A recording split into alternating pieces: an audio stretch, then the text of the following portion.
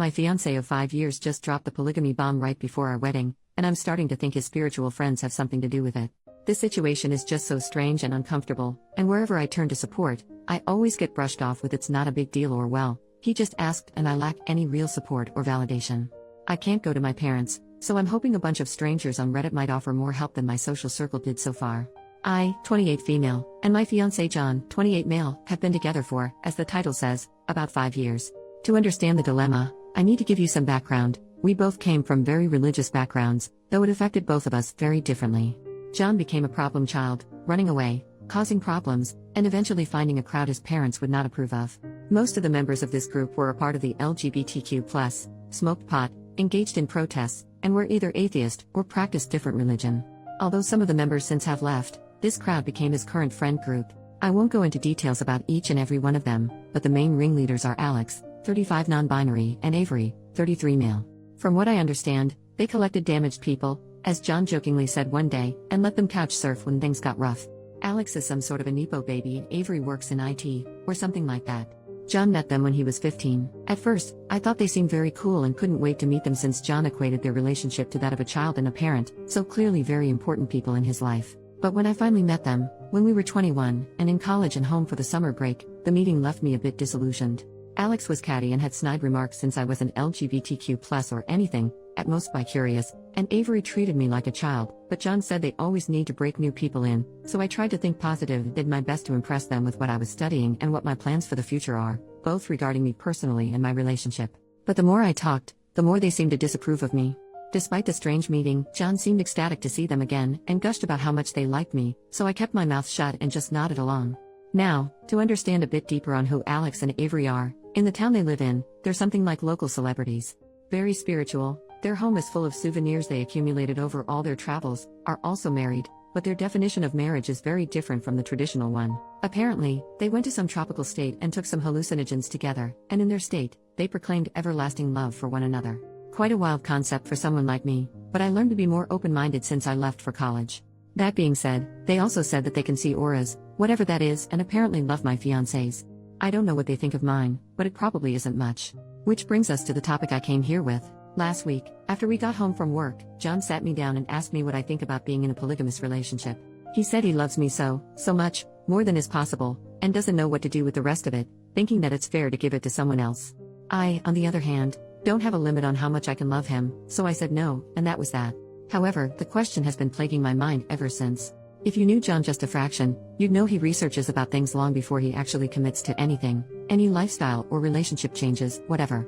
This makes me think that he has already thought about it for a while, and that he also consulted Alex and or Avery about this. I don't want to villainize them, but I know, for a fact, they're not in a monogamous relationship, and they clearly don't like me as the rest of their little group.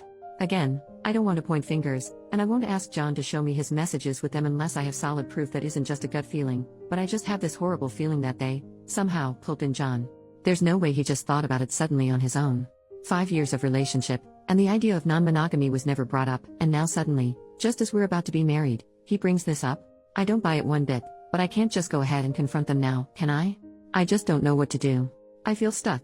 At home, I pretend everything is fine since my group of close friends told me that I'm just overthinking, and I believed it for a while, but whenever I look at John, all I can think of is, he thinks there's a cap on how much he can love me, and he wants to love someone else. I want to deal with this, but I don't know how. If I bring it up with John, he'll just brush it off as well, or he'll think I'm cheating or don't trust his friends. I worked hard to get their approval, and I know for a fact John shares everything with them. He wouldn't keep this for himself. I just hope that someone here can give me pointers on how to proceed. Thanks. Update. I figured I'd update when something major happens, and I think this is it. But before I get ahead of myself, let me fill in some blanks in my story. Me and John came from similar backgrounds, but my family was a bit less strict, allowing me to go to college since I had great grades. The plan for me was to move back after getting a degree, finding a job, a husband, and living the traditional life, which, obviously, didn't happen because I met John, who literally changed the trajectory of my life.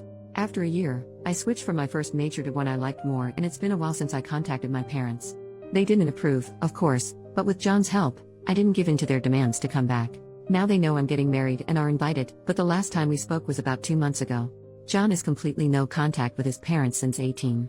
I didn't talk about the friend group in more detail at first since I didn't think they were that important, but they do like me. At first, they were obviously a bit unsure since to them, I was a cishet white passing woman, but they warm up to me and I'm proud to call them my friends. The only people who didn't fully accept me are Avery and Alex, and since me and John got together officially, they tend to call me the wife in this strange, almost derogatory manner. It's not an important detail, but it gets on my nerves. Lastly, John is aware that opening up the relationship would lead to me being intimate, physically or emotionally, with other people, but he said it's a great chance for me to explore my bi side, though I haven't expressed the desire to really be with a woman in a committed relationship of that magnitude. Now onto what happened. I shot a message to John 2 days ago that we need to talk. He works from home, I don't, so as soon as I got home, we sat down to have an in-depth conversation about his proposal.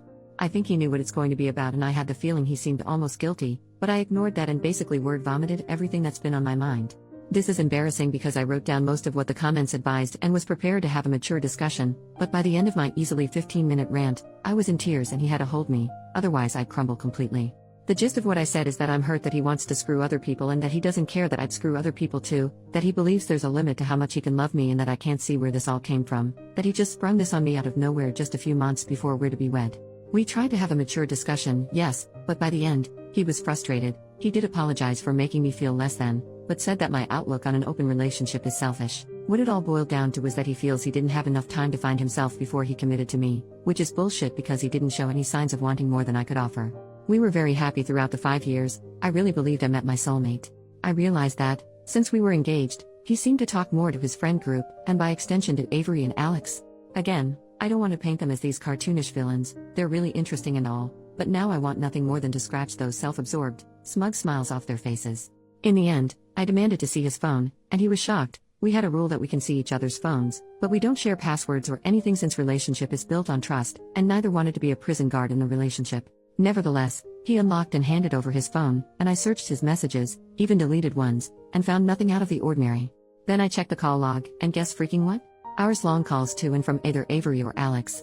I was fuming, and asked him what the hell does he need to discuss with them this long, and mind you, these dated months back. John eventually caved in and admitted it was them who brought up the idea of open relationship, but they also talked about everything else since they're such role models. John admitted that he started getting cold feet a while ago and needed a safe place to discuss this. I guess I, his wife-to-be, am not safe? Please make it make sense. Why even marry me, then? He promised we'd go to a couples counselor and fix all of this, his issues with marriage, the open relationship thing, the whole 9 yards, and that he'd book an emergency session with his therapist. That he loves me and wants nothing but to be with me. It was late, so we went to bed. Despite how messy this all sounds, I was a bit more reassured by this. I genuinely love him, even if my post doesn't reflect that very well. Though many people said to just leave, I want that to be the last resort. I was willing to jump through hoops to make this work. But guess who's the idiot? This morning, I woke up to an empty apartment, and a message on my phone from John, saying that he needs a few days to think this all over and needs space. He didn't say where he was going or when he'd come back. I called and messaged everyone I know, but no one can tell me where John is. I told him that he either comes back home in 24 hours, or this is over. As you can imagine, I'm a wreck. I took the rest of the week off in between crying sessions and staring blankly into the wall. I obsessively checked my messages in hopes of someone telling me where John is. To be honest, if he's willing to put me through this, I'm not sure I want to be with him. How can you do this to someone you love?